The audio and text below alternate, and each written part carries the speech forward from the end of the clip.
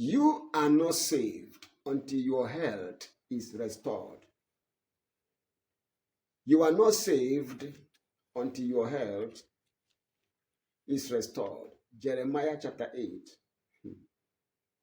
I will read from verse 17.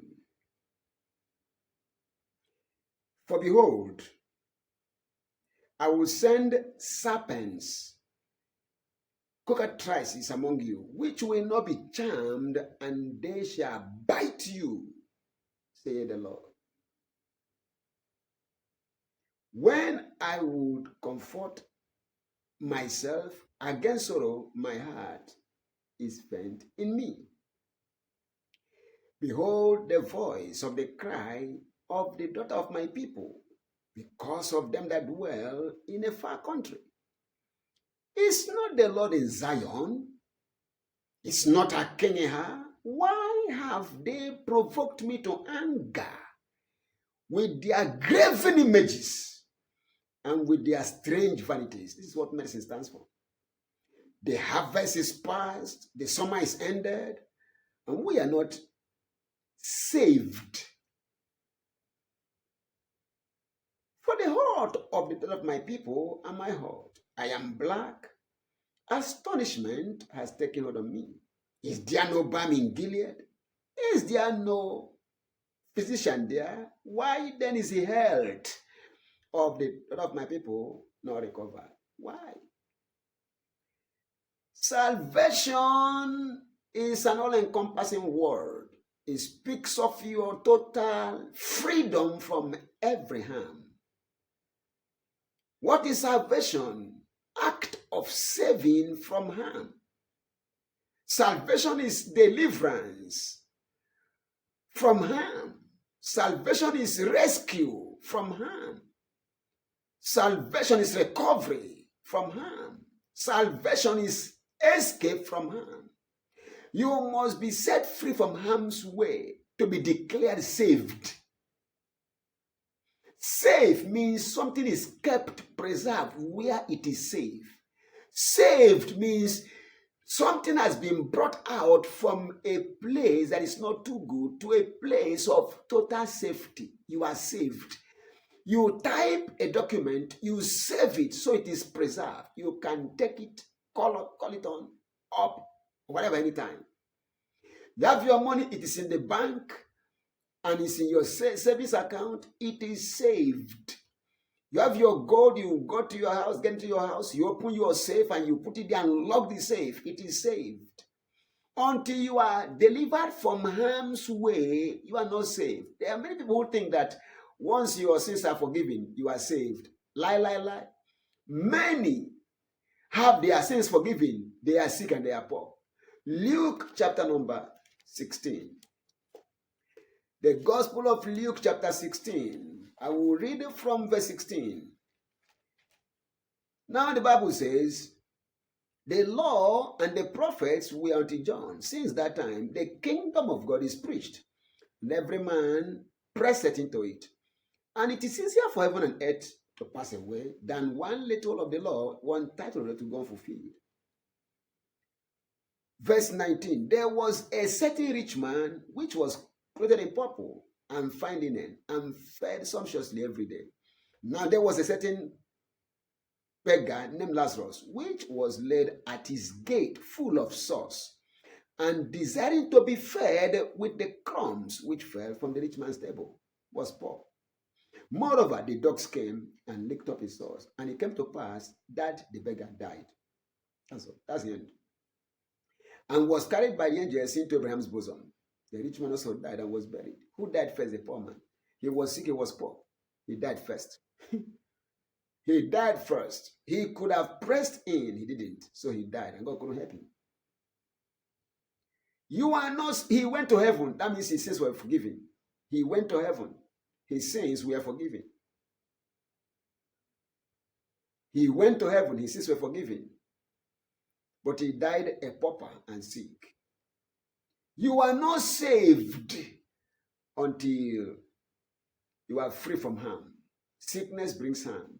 Disease brings harm. The devil brings harm. You must be free from harm. What is salvation? Salvation is freedom from Satan, who is the author of sin and sickness, and uses both to destroy man, who God made in his image and after his likeness. Salvation is freedom from Satan, who is the author of sin and sickness, and uses both sin and sickness to destroy man, who God made in his image and after his likeness. Colossians 1, 13 and 14. Bible says, God has delivered us from the power of darkness and has translated us into the kingdom of the Son of his love, in whom we have redemption through his blood, even the forgiveness of sins. When our sins were forgiven, we were translated into the kingdom of the Son of his love. Now in this kingdom, we are free from sickness, free from Satan, free from sin, free from every work of the devil.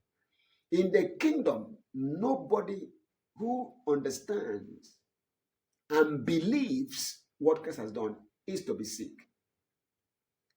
Hallelujah.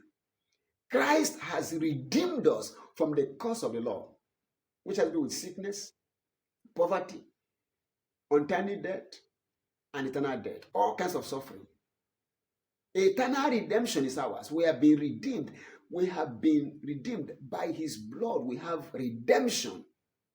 So we have been fully paid for, bought, and possessed, taking delivery of. So there is no reason why you should be sick, apart from your ignorance or unbelief. By the blood of Jesus Christ, you are delivered from the power of darkness, from the power and control of Satan the devil.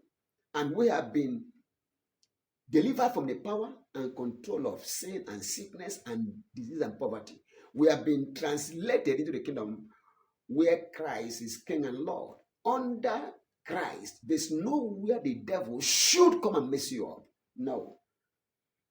You can't be under the king who is a controller of all power in heaven and earth, and then the devil will come and mess you up. It's impossible. It's impossible.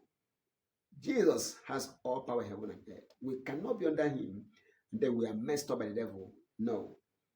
If we are suffering, our ignorance, our unbelief, disobedience, or whatever may be responsible, are responsible for our suffering. Christ has paid the price in full. You are not to suffer again. You can walk out on the devil and live in health. You are not saved until your health is restored. You are not safe either until your health is restored. Satan is the one behind sickness. Christ was anointed and sent to destroy the works of the devil. And everywhere he went there doing good, healing all who were oppressed of the devil, for God was with him. From today I decree, you will not just be forgiven of sins, but you shall be healed and set free from every sickness. Psalm 103 verse 3, he forgives all our sins.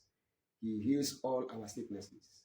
Mark 2, 1 to 12, the man came, Christ saw their faith, he was paralyzed.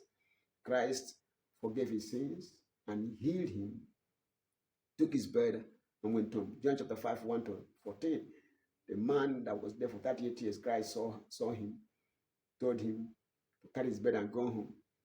The man went away that day healed, forgiven and healed, and restored to health.